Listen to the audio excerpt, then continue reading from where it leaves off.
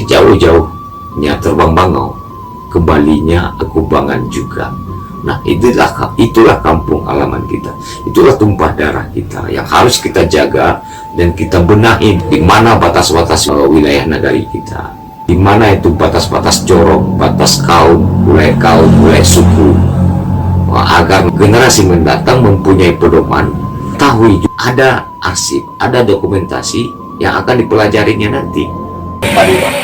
Lalu generasi yang ke depan, generasi sekarang udah lagi jalannya ke depan bagus selanjutnya ya. Padahal income lagi lebih melebihi dia waktu itu bertobat. Dan tentu dimulai dengan ada sebuah limbago adat yang kemudian sudah diakui oleh peraturan perundang-undangan negara ini, sehingga ini menjadi sebuah titik tolak bangkitnya adat di Kurai khususnya. Dan mudah-mudahan menjadi sebuah pelajaran kepada negari lain yang ada di. Waalaikumsalam warahmatullahi wabarakatuh. Kembali lagi ke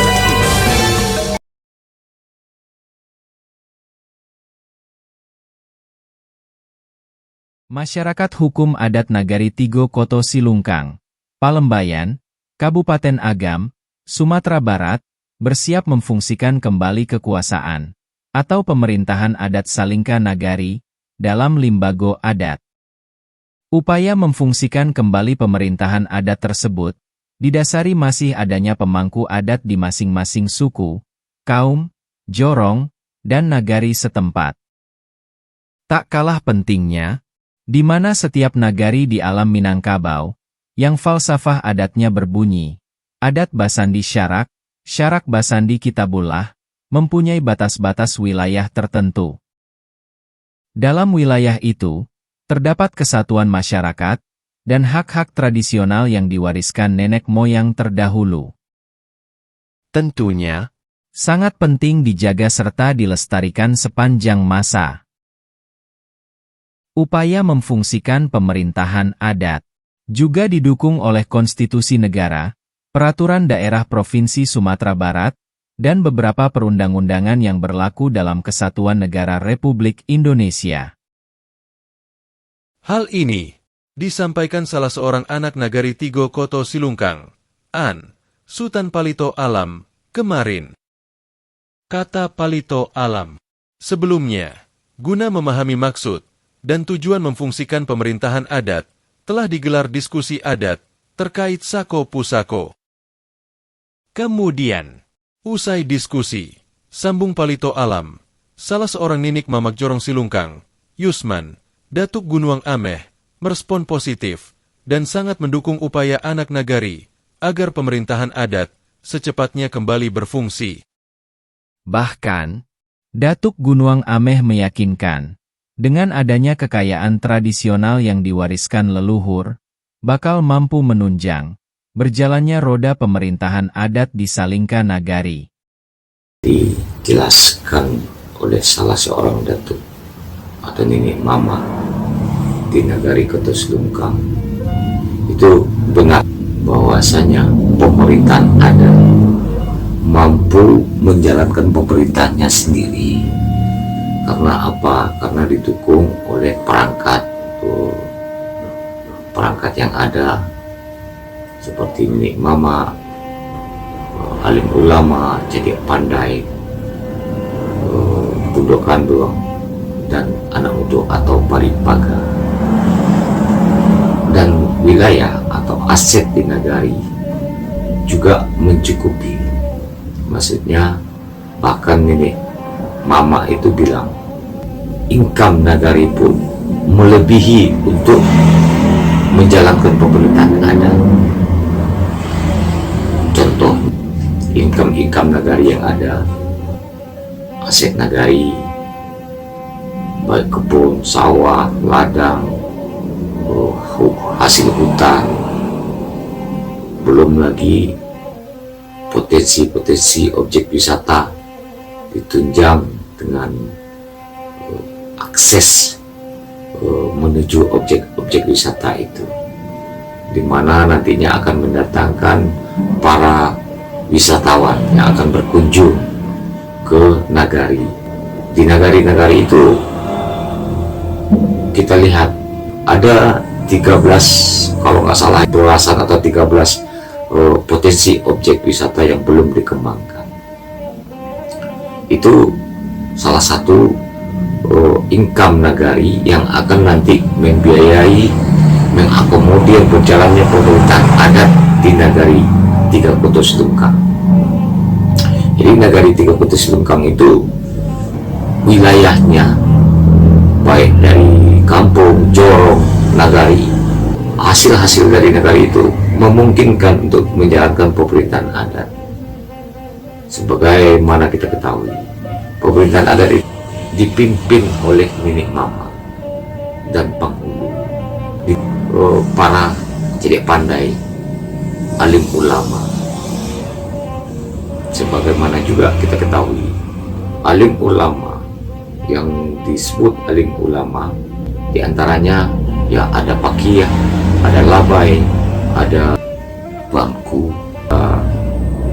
Kati. Kalau di nagari kita disebut Kati Ngambarampe. Sementara Nenek Mama sebanyak 49 orang. Nah, bagaimana nanti penghulu? Nanti akan dikembangkan lagi. Berapa orang dari suku itu, misalnya 5 suku, apakah penghulu itu nanti akan dilantik atau dilewakan sebanyak 5 orang guna memimpin yang bertanggung jawab di nagari. Orang Minang bisa dapatkan buku Memahami Alam Minangkabau, Limbago Adat, dan Hak Ulayat melalui kanal YouTube ini dan WhatsApp yang tertera. Bonus 1 jilid buku Alam Minangkabau dan Konstitusi Negara Kesatuan Republik Indonesia. Jadi kembali ke topik tadi, income nagari mencukupi untuk menjalankan pemerintahan adat itu. Di samping aset nagari, income nagari, juga ada anggaran-anggaran yang tidak mengikat. Misalnya berbagai bantuan, berbagai sumbangan dari anak nagari, baik di rantau atau di kampung. Belum lagi nanti pemerintahan bekerja sama dengan pemerintahan Kabupaten Agam, provinsi, dan nasional. Jadi kuncinya atau solusinya untuk menjalankan pemerintahan adat ini ya perlu dipahami terlebih dahulu. Apa itu pemerintahan adat, apa itu limbago adat, adat salika nagari, dan apa itu hukum adat, dan apa itu aturan adat. Sementara kita di Minangkabau, orang Minang punyai dasar adat bahasa Sara bahasa kita pula. Jadi bagaimana nanti berlakunya hukum adat Minangkabau, aturan adat salika nagari harus mengikat keluar dan ke dalam, baik bagi masyarakat adat salika nagari maupun pihak luar. Jadi jelas aturan adat itu, dan itu semua didukung oleh konstitusi negara, peraturan daerah terkait tanah-tanah ulayat, baik ulayat suku, kaum, nagari, itu juga didukung oleh Undang-Undang Pokok Agraria, di mana tanah-tanah ulayat dilegalkan dan disahkan oleh perangkat adat. Ya, misalnya nenek mama kepala kaum, nenek mama kepala waris, dan diketahui pula oleh nanti oleh penghulu pucuk atau nenek mama yang menjabat sebagai jabatannya yang sebagai penghulu. Ya, beliau-beliau itulah yang mensahkan dan melegalkan bahwa tanah ulayat atau aset kekayaan tradisional itu disahkan bahwasanya ini tanah ulayat nagari, ini tanah ulayat kaum, ini tanah ulayat suku, dan jelas. Nah, untuk itu perlunya dokumentasi, arsip, tentunya nanti akan di cover oleh cedek pandai, karena nenek mama nggak mungkin bekerja sendiri, karena kita sudah di dulunya sudah tahu mendengar bahwa adanya tungku tigo sejarangan, tali tigo sapilin yang tidak terpisahkan. Ya, itulah yang membantu membackup para nenek mama tadi. Tungku tigo sejarangan itu, tali tigo sapilin itu, yaitu nenek mama jadi pandai alim ulama.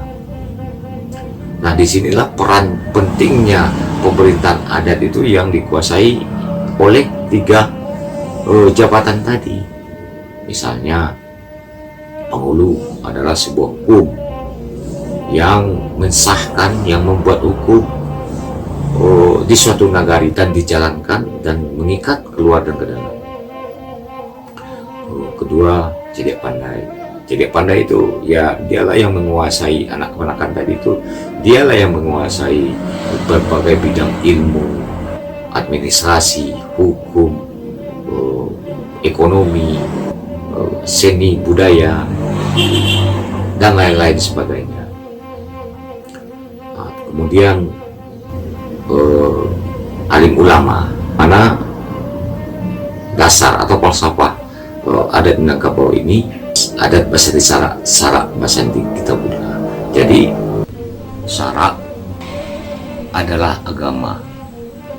Ulama itulah yang kalau bagi kita tadi, ya itu Imam Khatib. Dialah yang mengajarkan ilmu tauhid, adat, dan tempatnya pun sudah ada dari dulu yang telah diwariskan oleh nenek moyang kita terdahulu. Yaitu ya surau. Di surau lah dididik anak kemanakan sejak dini, dididik mental dan spiritual. Tujuan agar pegangan generasi ke depan tidak keluar dari koridor adat dan syarat. Nah, itulah yang disebut kembali ke surau sesuai peraturan daerah Provinsi Sumatera Barat nomor 7 tahun 2008 dan Undang-Undang nomor 6 tahun 2014. Di sanalah generasi belajar akhlak, tauhid atau agama ya, dibarengi juga dengan seni dan budaya, baik olahraga juga, seperti kita mempunyai tradisi olahraga turun temurun, yaitu silat yang berbagai macam aliran nantinya. Jadi itu terdidik, teratur, tersusun program-program yang akan dijalankan oleh pemerintahan adat dengan berbagai bidang-bidang yang ada tadi. Misalnya bidang rumah tangga, bidang pendidikan adat, pelatihan adat, bidang olahraga, bidang aset, bidang ekonomi dan pembangunan, bidang hukum dan advokasi, humas. Dengan begitu, artinya akan menjadi satu kesatuan. Nah, itulah adat tadi, adat limbago tadi. Jadi semua berada di dalam limbago adat. Nah, itulah yang nanti akan kita jalankan. Alhamdulillah di nagari Koto Silungkang, anak-anak muda atau paripaga atau anak kemenakan jadi pandai sudah mulai mengkoordinasikan atau memusyawarahkan bagaimana pemerintahan adat itu berjalan di bawah limbago adat yang bernaung di dalam limbago adat. Itulah yang disebut tadi beradat berlimbago. Jadi adat dan limbago itu merupakan satu kesatuan, ibarat dua sisi mata uang yang tidak bisa terpisahkan. Kalau sekarang kan belum ada. Jadi siapa yang akan bertanggung jawab di negara tersebut belum ada. Hanya sebatas kaum dan suku, belum bernagari dan belum legal secara formal sesuai perkembangan hukum negara kita. Nah, itulah kerja kita anak nagari jadi pandai paripaga yang bagaimana ini terrealisasi.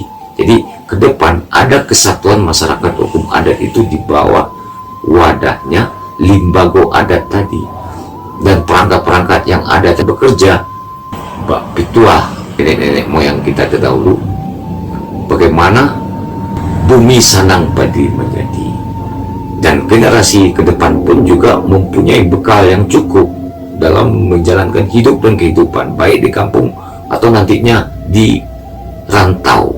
Mereka pun seandainya mereka merantau, mereka pun juga sudah ada bekal bahwasanya orang Minang ini akan tahu menyawa di Lili ya, atau di bawah-bawah, ereng jogendeng. Nantilah di perantauan nanti itu mereka akan mencari ilmu atau menambah pengalaman untuk kembali ke kampung lagi. Seandainya nanti mereka kembali ke kampung halaman, jauh-jauhnya terbang bangau, kembalinya aku bangan juga. Nah, itulah kampung halaman kita, itulah tumpah darah kita yang harus kita jaga dan kita benahi. Di mana batas-batas wilayah negari kita, di mana itu batas-batas jorok, batas kaum, mulai suku, agar generasi mendatang mempunyai pedoman, tahu ada arsip, ada dokumentasi yang akan dipelajarinya nanti. Yusman Datuk Gunuang Ameh merespons positif upaya anak nagari atau anak kemenakan bagaimana mengembalikan pemerintahan adat yang telah terbentuk secara turun-temurun itu. Datuk Gunung Ameh juga menegaskan, dengan berjalannya pemerintahan adat dan ditunjang aset kekayaan tradisional nagari yang diwariskan secara turun-temurun, bakal mampu menerapkan pelaksanaan adat Salingka Nagari. Menunjang membantu ada perhatian bahwa keadaannya kepemimpin sebagai lebih kita dalam mengira dalam kuadai dalam menelan ya pas dalam suku kaum dinari ya jadi tak syukurlah ada perhatian bahwa perkembangan lagi dunia mama perhatian mama kakak belakang bahwa solusi itu kurang lah. Jadi berjalannya program Mikuku nanti akan kami sampaikan ke ibu-ibunya pemangku adat di nagari di kebetulan untuk utama kami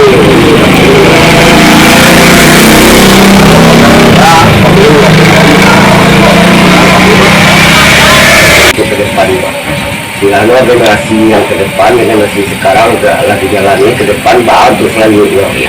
Padahal income lagi lebih melebihi dia waktu itu betul daripada negara juga banyak yang bisa dimanfaatkan kan itu sih. Sebelumnya, salah seorang ninik Mamak Nagari Kurai, Marvendi Datuk Basa Balimo menjelaskan bahwa Limbago Adat bukanlah organisasi masyarakat atau LSM. Akan tetapi, merupakan warisan tatanan pemerintahan adat di alam Minangkabau yang dibentuk para perangkat adat terdahulu, jauh sebelum Indonesia merdeka. Datuk Basa Balimo, yang juga wakil wali kota Bukit Tinggi mengingatkan, di mana keberadaan pemerintahan adat diakui oleh negara sepanjang masih hidup dan berkembang. Untuk itu, kata Datuk Basa Balimo, saatnya anak nagari kembali memfungsikan pemerintahan adat dalam Limbago Adat di Salingka Nagari Alam Minangkabau. Yang pertama yang harus kita pahami, Limbago Adat ini bukan ormas. Ya, ini ada di Undang-Undang Dasar Pasal 18B, kemudian turunnya menjadi Undang-Undang Nomor 17 tahun 2022. Dan Perda Provinsi Nomor 7 tahun 2014. Artinya ini adalah masyarakat adat yang ingin mendudukkan di Kurai, karena di peraturan daerah nomor 17 tahun 2017 dan 2014 ada itu Salingka Nagari. Nah, ini Nagari Kurai sedang mendudukkan kembali, menegakkan kembali adat yang ada di Kurai, dan tentu dimulai dengan ada sebuah limbago adat yang kemudian sudah diakui oleh peraturan perundang-undangan negara ini, sehingga ini menjadi sebuah titik tolak bangkitnya adat di Kurai khususnya, dan mudah-mudahan ini menjadi sebuah pelajaran kepada negari lain yang ada di Minangkabau, yang ada di sekitar kota Bukit Tinggi khususnya di Kurai. Sekedar mengingatkan, Kesatuan Masyarakat Hukum Adat Salingka Nagari di Luhak Agam mendiami nagari masing-masing, dengan adat budaya yang berbeda. Lain lubuak, lain ikan, lain padang, lain bilalang. Meski demikian, adat budaya di nagari masing-masing itu tetap mengacu kepada falsafah adat alam Minangkabau, yakni adat Basandi Syarak, Syarak Basandi Kitabullah. Lebih jauh, setiap nagari dan wilayah, baik luhak agam, luhak 50 koto, maupun luhak tanah datar, adalah wilayah alam Minangkabau yang terbentuk sejak dulu kala. Kemudian, juga ada wilayah rantau hingga wilayah alam Minangkabau, di mana batas wilayah tersebut hingga kini masih diketahui batas-batasnya, walaupun secara administratif pemerintahan negara berada di luar Provinsi Sumatera Barat.